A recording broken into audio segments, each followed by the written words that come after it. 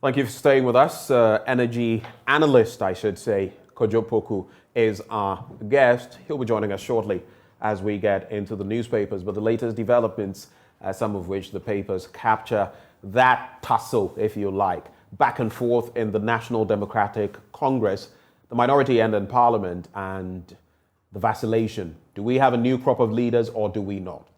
We've seen it in Tamale. We've seen it now in Asawase, both constituencies with some protests coming up. But the leadership of the party has always gone down this road. The only difference would be that it is happening, like Dr. Rashid Draman mentioned yesterday, midstream. Now, there is that call that hold on to this decision and let's wait till the end of May. But how will things pan out? Well, you can share your thoughts with us via the live stream, hashtag AM Show. What do you think about the latest? We have energy analyst Kojo Poku joining the conversation. Kojo, memawache. Bejo suminya afinchiapa. Afin kombeto ya. I say afi yenya ntwetwe nkomoye. Intimidate say na yeshia wa ha ye betwetwe nkomo. First time we are meeting, so I want to take this opportunity to wish all your lovely viewers Happy New Year, a year of good health and God's blessing. Nanga me pese ye adom kakra Adom TV and Adom FM. So what they potoka said? Unim pa say why would you want to go there? Your viewers will start texting you say, Masa, are we on the wrong channel? It was just intentional. I wanted our viewers maybe at a point to wonder, wait, did we go to the wrong channel? No, you're still live on JoyNews. I hope you're well, Kojo. It's been a while. I'm very, very well, and I hope you are well because I think we had a chat. Lovely of you to call, and you were not feeling too well. So I hope you rested and you've taken time out and you've recovered. Yes, I have. That was somewhere getting to the tail end of the year and at the start of the new year. But we're back in full force for God and country. Let's do it. God and country. That's what I believe in. Yeah. Just a quick one though, especially as you mentioned country now. The flag bearership of the NPP, we've seen Alan Kojo Chermating, we've seen the Agric Minister Dr. Efria Koto resigning. We've seen other developments. Kennedy Japan coming in, Dr. Nyaho Tamaklu saying, where is this 1-2 from? Kennedy coming back to say, look, I've been in the party, I've done stuff. Then recently he talks about agriculture and people remind him of that interview he had with my own dear sister with whom I was on the show before, Mama Vio Uswabwaje, talking about agric and that if you go into it, you're just wasting your money. All of those things have come up. We've seen certain figures prominently showing up. What is Kojo Poku doing? Are you still interested in becoming flag bearer of the NPP? Ben, this question, when you ask me, I don't even know how to answer. How does a man, they have just resigned from the job that they were given. I have resigned from the job I had far back as February to do this thing. I'm a businessman through and through for 21 years. I decided that enough of my private business, I can't be selfish. I need to go out there and give my best to the country. So there's no going back. I'm still doing this. We've been doing this for a year now. And it's going very well. There was a recent online poll, I don't know if you've cited it, where... I have actually. Say that again? I have actually. Yes, where all the cuckoo dams that people mentioned only got like 5 from the online people, where me, I was 10 next to Alan, and even the vote between me and Alan was very close. So look, anybody who is taking the submarine KMP campaign not serious. You don't take us serious because we are not a yacht. We are a submarine. We are coming for you. I see.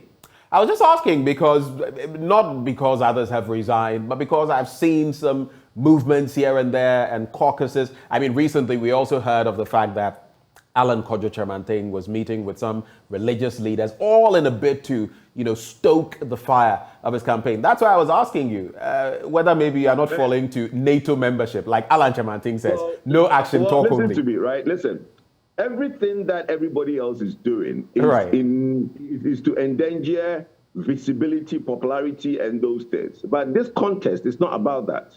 This contest is about an electoral college. That you need to convince to vote for you. We've had our brother Alan, or I'll say our uncle Alan, go on TV and talk about being president. You need to be a leader of a party. And in that presentation he did on TV, he didn't mention what he would do for the party. The party members are looking at you and thinking, well, maybe he thinks he has a different platform to get on to be president. But if you're thinking of being a leader of the MPP, then you need to start addressing the problems of the MPP foot soldiers, the MPP grassroots, and let them know that you'll be a good leader. All these things are just charades. It's just, look, I'm very close to Osubempa, right? The man of God, and good morning to the man of God if he's watching this morning. I'm very close to him. If I want to go to his church on a Sunday, he will by all means open his doors to me. I don't need to go to his church. You understand? So some of these things are just, look, people are just basically doing them. I don't know why they are doing it, but it doesn't count even 1% of the electoral college that we have. It has no relevance to that. Right. Anyway, point made though, like Sir John would say, fear delegates. So it's the delegates that must be focused on. And we've seen them dribble people in the past. We'll see how it goes. And we can only wish you the very best when that time finally comes. But let's get into the papers. No problem at all. Starting with the Daily Graphic. World Bank rewards nation for emission reduction. We'll be getting into that story. Government should cut expenditure. That's the banner headline. IEA prescribes reduced spending on free SHS and National Cathedral. And we see more of the board members resigning or saying, do the right thing. Let's have an audit, like recently we saw from the Action Chapel, Duncan Williams, as well as Reverend Anaba, Eastwood Anaba. 2022 BEC results out. We've had a number of people reaching out. Are they out yet? Are they out yet? Well, they are. Ghana committed to safeguarding human rights. That's according to the Attorney General. And we've seen some of those incidents. Human rights, yes. 8 children, school children, drowning in the Volta Lake. School children crawling on the floor to study. All of those, they have rights as well. Children deserve better, dignity. Finance Ministry develops expenditure management guidelines. Let's get into some of those stories, starting from the first one, right in front of us. The Institute of Economic Affairs has stated that prudent cutting of public spending can save the public purse about 45 billion Ghana cedis, enough to create fiscal space for the economy. That, the governance and policy think tank said, would convince Ghanaians that all, including the government, were engaged in burden sharing. The IEA urged the government to cut its expenditure on some of its flagship projects, including those on infrastructure, the free senior high school policy, the National Cathedral, and on goods and services as the most convincing demonstration of good faith for people and institutions to join the domestic debt exchange program voluntarily. The Director of Research at the Institute, Dr. John Kwachi, and the IEA's international scholar and editor of its Ghana Policy Journal, Professor Alexander Bilson-Daku, made the call in a presentation to the press last Tuesday, detailing the position of the public policy on the DDEP and suggesting ways to stem the economic challenges. Now, Dr. Kwachi, who addressed how the fiscal space could be created, stated that the public sector compensation averagely accounted for 20% of government expenditure and also absorbed over 30% of the total revenue for the 2023 to 2026 budget projections, saying there was considerable room to reduce that expenditure item. It goes on and on, talks about the government machinery, and we see the number of staffers and everything, infrastructure, goods and services, free senior high school, and more. What is your take on this on the back of the latest Auditor General's report? I saw this image recently. I'm just going to paraphrase. It says, if you don't tackle corruption, spending, and all of that, you always end up at the doorstep of the IMF. We have all of these problems. Are we dealing with them the right way? Even as we contemplate putting up a national cathedral as well. Kojo. Not at all. We have not been, and rightfully so. But my little challenge with most of these things is when people add the free SHS as part of the problem. Look, if everybody, I don't think. Just a quick clarification. I don't think people say free SHS is part of the problem. It is how it is being run that is part of the problem. It's on the front page. It's on the front page. I mean, you can't put free SHS and the National Cathedral in one line. That's unfair. Really and truly, if you do that, you're not being fair. And the graphic to report free SHS and the National Cathedral in one line, for me, it's unfair. Well, it's merely, it is reporting what the person said. It doesn't necessarily, but I get the context you're putting it in. Right. The point I'm saying is this. If anybody has paid attention to the budget and look at how much is spent on free SHS, that person will realize that free SHS is not part of our problem. True. Okay?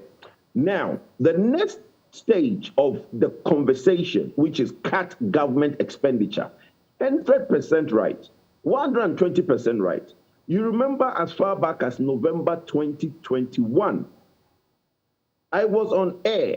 I wrote papers that, look, there is no way the government can do a budget for 150 billion Ghana cedis, right? And me and you had this extensive discussion, whereby our total revenue was 70 billion at best. Right.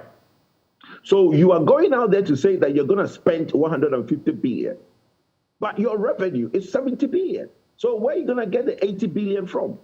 Then later, after a lot of these conversations, the minister came back, the finance minister came back and said, oh, they've done a 20% reduction and they've gone to, I think, 130 billion. Again, where are you going to find their 60 billion from? Okay, so the conversation of cut expenditure, it's 100% conversation. We seem to have this obsession with bridging infrastructure gap.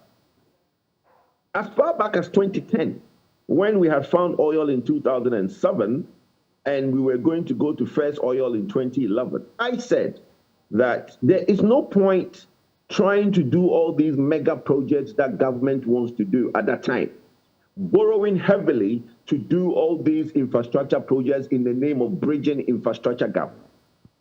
We can only save money. When we save money as a nation, it does two things. It strengthens your currency.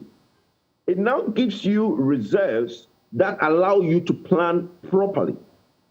When you're borrowing money, half of that money don't even come into the country because part of that money is a G2G, is being given to contractors from the emanating countries, and most of that money does not end up in your economy. So why are you basically borrowing money that doesn't come into your economy? Only the edifice comes into your economy. We have had instances where Chinese contractors have brought everything as much as cement and iron rods into this country. Okay? So we should have saved. And it's not too late. We can still start saving because the only thing that will save our currency is if we save money. All these mega projects that we are trying to do, I have said repeatedly that one of the things that we should scrap immediately is the Agenda 111. There's no need to build 111 hospitals across the country when the existing ones don't have even incubators, don't have proper equipped laboratories. Some of them don't even have children wards that are well equipped. Some of them don't have theaters that are well equipped. So why are you going to build 111 hospitals? So everybody who talks about expenditure is dead on the money. And that is where the focus going forward is. And that's what the IMF will let you do. This is something that we could do it ourselves. And I don't see how everything the IMF is going to prescribe to us. Okay? Look at the problem in the country now. Look at how much people are losing in terms of debt exchange. Look at how much we are losing in terms of pension fund because of the haircut. How much are we getting from the IMF? $3 billion. Really? Look at all the money that is being talked of. It's way more than the 3 billion we are going to get from the IMF. Exactly. We are going to do all this exercise so that IMF will come and tell us what to do and give us 3 billion. Does that make sense? And even when you look at the latest Auditor General's report and what we're seeing in terms of COVID-19 spending, which we were not aware of, which we had been calling for, especially as media, for a long time, CSOs and all of that. And you look at all those discrepancies in there, isolation centers, 29 million and all of that, yet abundant, not serving any purpose. I dare say if we had a crisis right now, God forbid, but if we did and we had to use some of these centers, it would be chaotic. Yet, Ganaman Nisika Uremudada. So those are the problems where, I simply don't get something about this country. And our leaders are so averse to criticism, like we've seen with the education minister. You put up, a docky in terms of schools in Pandai district and the northern region, and in fact, dotted across the country. They don't even have desks to study. Some of them are on the floor, crawling. Their knees are hurting. Which country does that? We highlight the issue, and then next thing you know, the education minister is, plaintive that we should be focusing on the good things. Do we not talk about the good things? But should we ignore the bad ones so that we work on them? We should focus on STEM. Forgetting that for somebody to be able to go and to STEM, that person should have had an early childhood basic education. Without basic education, how is that person going to go and do STEM? Okay, so look, the focus is wrong. And I've said this over and over, and I say these days without any apology. The focus is wrong. Basically, what I need and you need and everybody needs to do is like, look, every year we've had the Auditor General come out with these documents, voluminous documents. We read, we can pinpoint about $3 billion of waste in the Auditor General documents, right? What has happened to recoveries?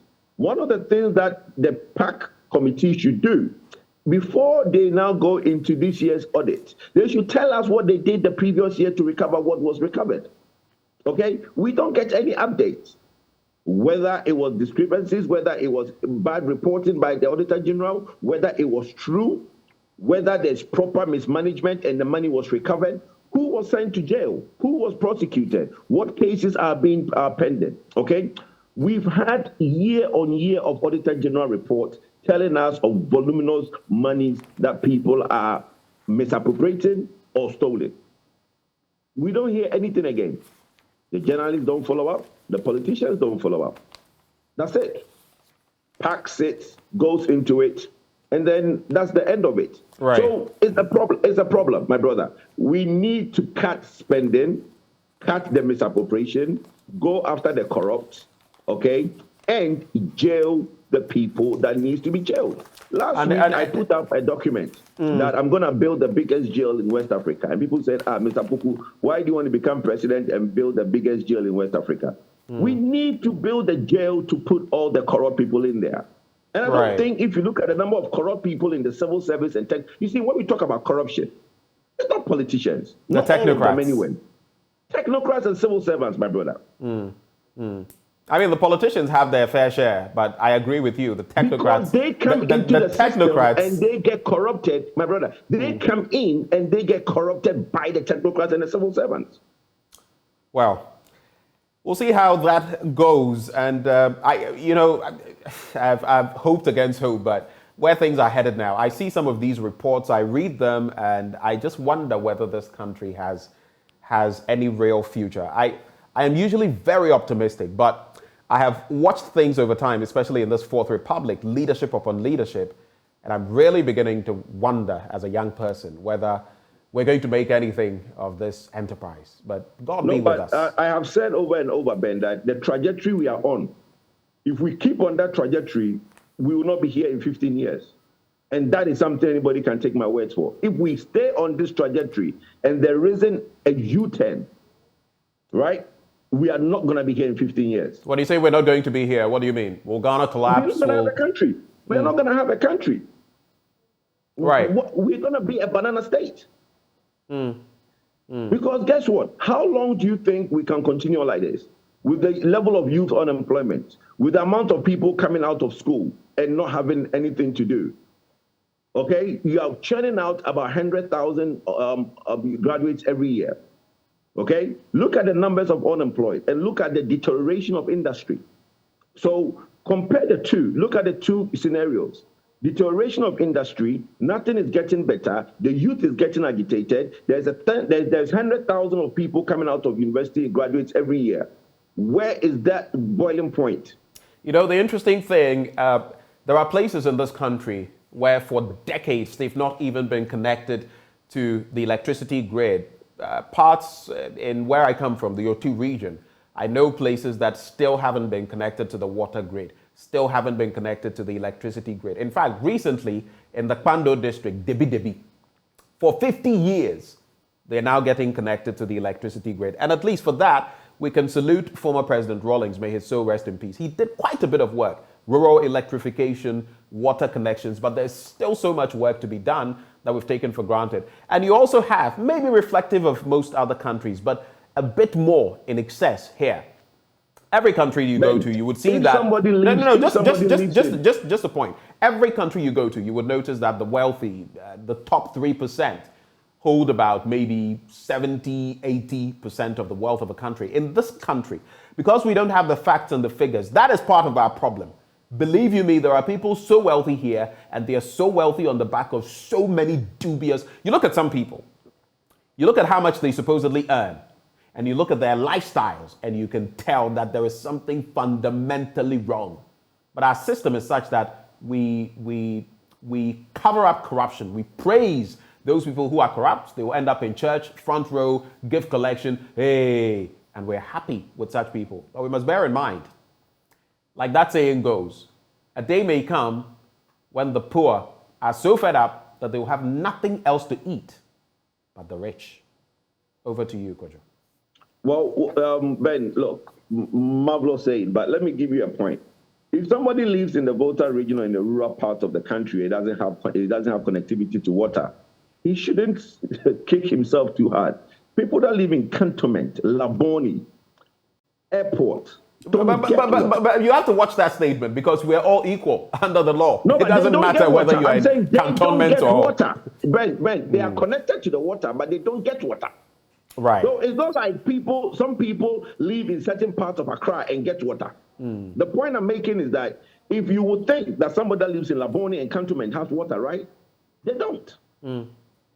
So if somebody in the Volta is not connected to the power grid, he shouldn't kick himself too much. In other words, I'm trying to make. People are connected, don't get water. You are not even connected. You're in the same boat. So God. The fundamental problem of all these issues is that monies are going into what? The wrong pockets, as you said, okay? And we are condoning it. We are not doing anything about it. Like I said, look, the Bible have said a very famous and a beautiful statement. Spare the rod and spoil the child. And that is what we seem to be doing in Ghana. I think the spare the rod and spoil the child should be part of our national anthem. Anyway, quickly with these stories, Kojo, we have just about 6 minutes to move on. World Bank rewards nation for emission reduction. The World Bank has supported the country with over $4.8 million for reducing deforestation and forest degradation emissions, commonly known as REDD+. The World Bank Trust Fund paid the money as a reward for the effort of the country in reducing 972,456 tons of carbon emissions under the first monitoring period of the program, which runs from June to December 2019. Ghana thus becomes the second African country after Mozambique to receive the money from the Global Fund. Just a reminder, Kojo, that in this, sometimes other countries, developed countries, come to countries like us who do not, create so much by way of emissions and even want to buy our emissions so that they'll pay you and then pollute in your name. All of that is also there. But there's also the story. Ghana committed to safeguarding human rights, that's according to the Attorney General. And he says Ghana is committed to safeguarding the human rights and freedoms of all persons and thus prohibits all forms of violence against all persons, the AG and Minister of Justice, Godfrey Adame, has said. According to him, the state did not allow or support indignity and harm to persons, including minority groups, the vulnerable, and even those serving punishment imposed by law. Fair point, Mr. AG, but like I said, children are probably the most vulnerable in society. When you have them studying on the bare floor, in the sand, we saw what happened in Breman Jamra in the Tolon area, a school block, crashing on them, crashing them, so to speak, and all of that. Those two have human rights, like Child Rights International has put forth. The streetism that we see, all of that, those children also have human rights. If they are Nigerians or whatever, let's do what must be done. And for those who are Ghanaian, let's do what must be done. My simple take. Quick reactions to these two.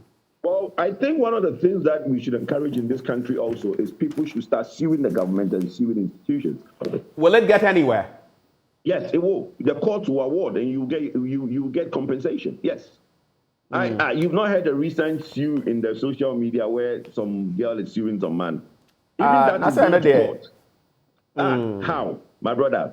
Listen, my point is that if the case you just mentioned, kids in school where the building crashes on them, the parents should sue government, and the courts will award. You should sue. You see, we need to hold people accountable, my brother. If the right institutions are not held accountable, then we like that thing of enkosishe, enkoho. We like that.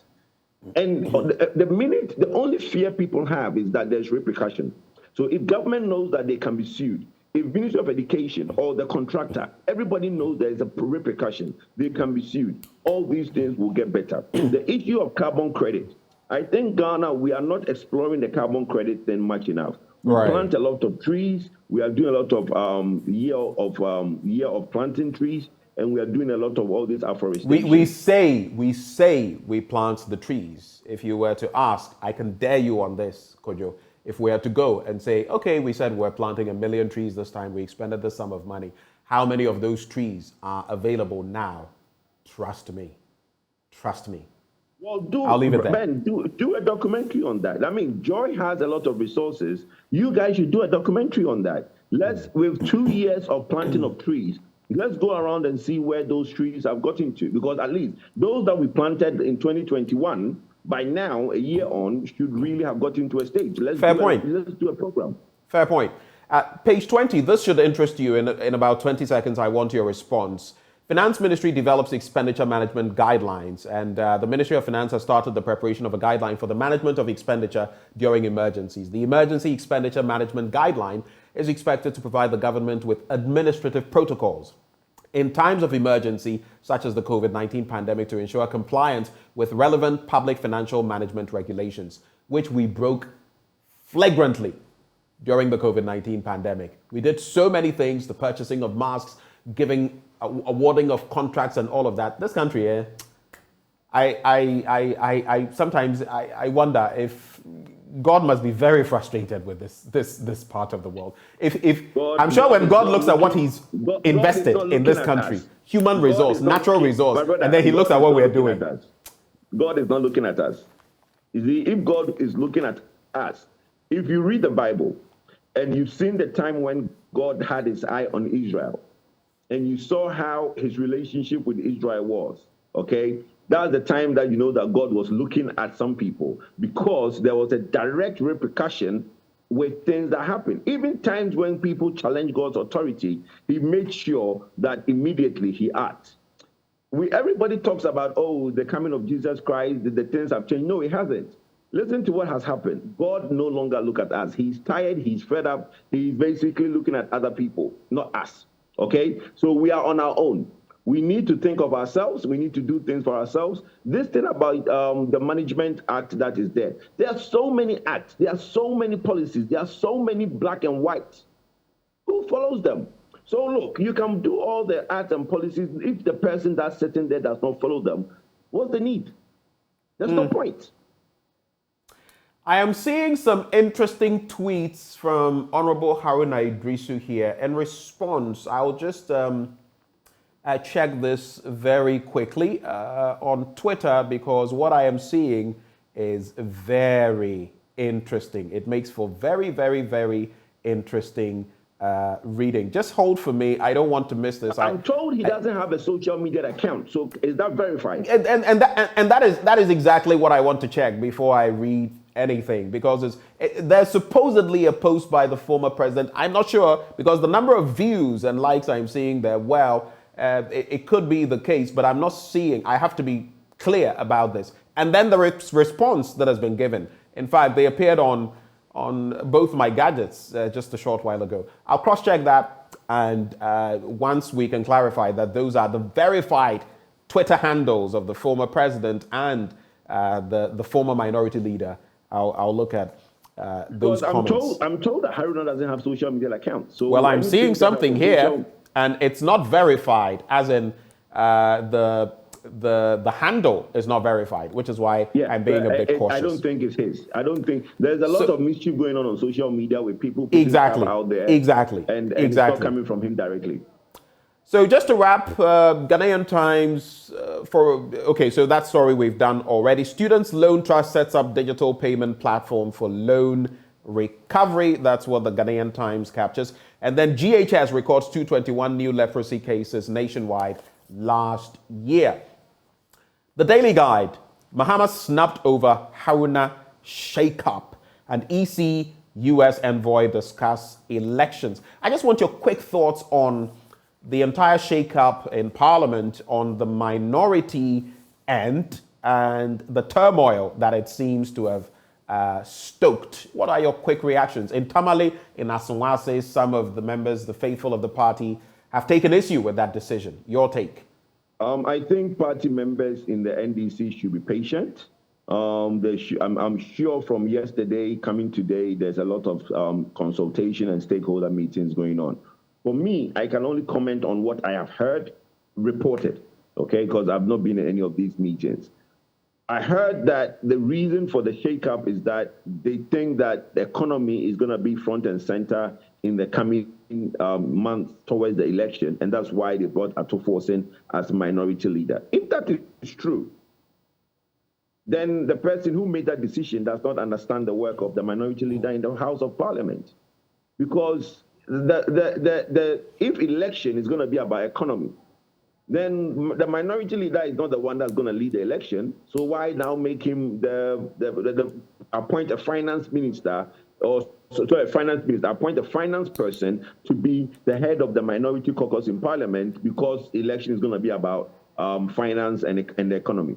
So for me, there's a lot that I don't understand. I'm trying to reach out to people I know to get understanding of what's going on. But, you know, the NDC have a very unique way of resolving their issues. And you know that at the end of the day, all these will be resolved because they have a very strong elders in the party who can call people to order. So I know that we will see a resolution in that.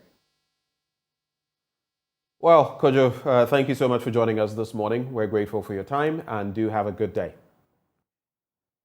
You remember some time ago, you said you're going to do like a story for kids, like a segment. What happened to that? A story for kids? Yeah, you said you're going to do like a kid segment. You know, like in the UK, they have the FYI.